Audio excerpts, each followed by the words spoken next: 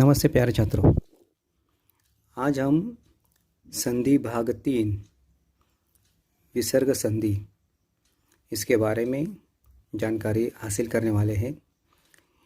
इसके पहले संधि के जो 2 वीडियो थे जिसमें स्वर संधि और व्यंजन संधि, इन दोनों को आपके पास भेजा था।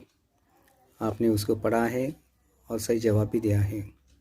आज भाग क्रमांक 3 विसर्ग संधि के बारे में जानकारी हासिल करने वाले हैं।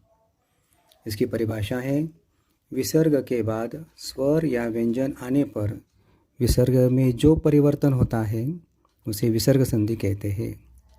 आपको स्वर और व्यंजन कौन से है, यह चित्र आपको भेजा है। उसके साथ उदाहरण दिए हैं, जैसे अधः अधिक गति अधोगति, नि अधिक आहार निराहार, नि अधिक चल निश्चल, नमः अधिक ते नमस्ते, दु अधिक कर्म दुष्कर्म। अधिक भी कहते हैं या धन भी कहते हैं इसको। ओके, यदि हम इन उदाहरण को देखते हैं, हर शब्द के बाद एक चिन्ह आया है। जो 2 डॉट है, वो डॉट यानी क्या है, विसर्ग है। उसके बाद ध, नि, म और दु, इन शब्दों के बाद यहाँ पर डॉट आपको दिख रहा है, वह विसर्ग संधि का चिन्ह है। यही उसकी पहचान है। और इस विसर्ग के बाद कुछ स्वर और कुछ व्यंजन आए हुए हैं। अब विसर्ग संधि को पहचानना हमारे लिए आसान है कि 2 डॉट यानी ये उसका चिन्ह हो गया। अब विसर्ग संधि किस तरह की जाती है, इसके नियम।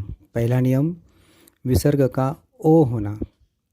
विसर्ग से पहले यदि अ हो और बाद में अ या किसी वर्ग का तीसरा, चौथा, पांचवा वर्ण या य, र, ल, व, हो तो विसर्ग का रूपांतरण ओ में हो जाता है।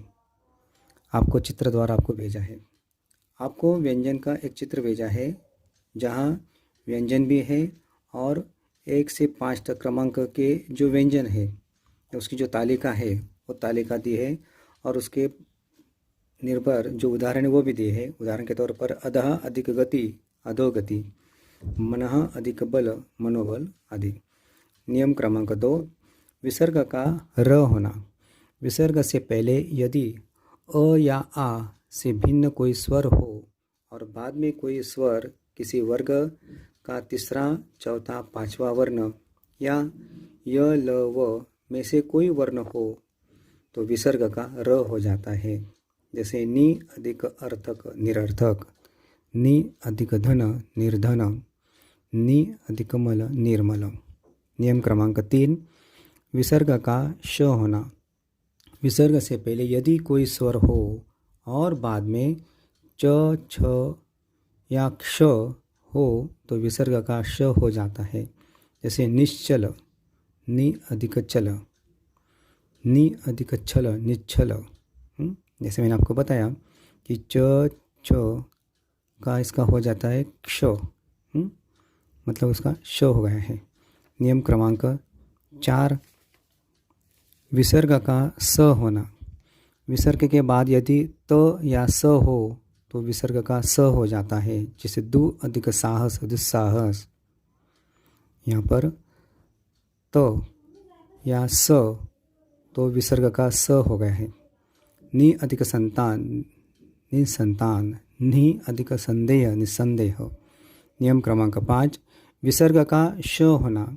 यदि विसर्ग से पूर्व ई या उ हो और विसर्ग के बाद क, ख, ट, ठ, प, फ में से कोई वर्ण हो तो विसर्ग का श हो जाता है। जैसे दु अधिक कर्म दुष्कर्म, नि अधिक काम निष्काम, नि अधिक पक्ष निष्पक्ष। नियम क्रमांक 6, विसर्ग का लोप होना और पूर्व स्वर का दीर्घ होना। यदि विसर्ग के बाद र हो तो विसर्ग लुप्त हो जाता है और विसर्ग का पूर्व स्वर दीर्घ हो जाता है। उदाहरण के तौर पर नि अधिक रोग निरोग, नि अधिक रस निरस, या फिर नि अधिक रज नीरज। नियम क्रमांक 7 लास्ट, विसर्ग में परिवर्तन न होना। विसर्ग में परिवर्तन न होना, विसर्ग से पहले अ हो और विसर्ग के बाद क या प हो तो विसर्ग में परिवर्तन नहीं होता। जैसे अंतःकरण, अंतःकरण, अंत अधिक कर्ण। प्रातःकाल, प्रातः अधिक काल, प्रातःकाल। अध अधिक पतन, अधपतन। इस तरह से 7 नियमों का अवलोकन आपको करना है। इस नियम के साथ आपको उदाहरण, इसकी परिभाषा, इसके चित्र भी आपको दिए हैं। आपको इसको गौर से देखना है और नोटबुक में इसको लिखना है। छात्रों, संधि यह टॉपिक थोड़ा समझने में कठिन है, लेकिन यदि हम इसका अभ्यास करते हैं तो इसको हम अच्छी तरह से पूरा भी कर सकते हैं। और प्रश्न पत्र में, कृति पत्रिका में, व्याकरण में इसका काफ़ी महत्व है। ठीक है, thank you, all the best.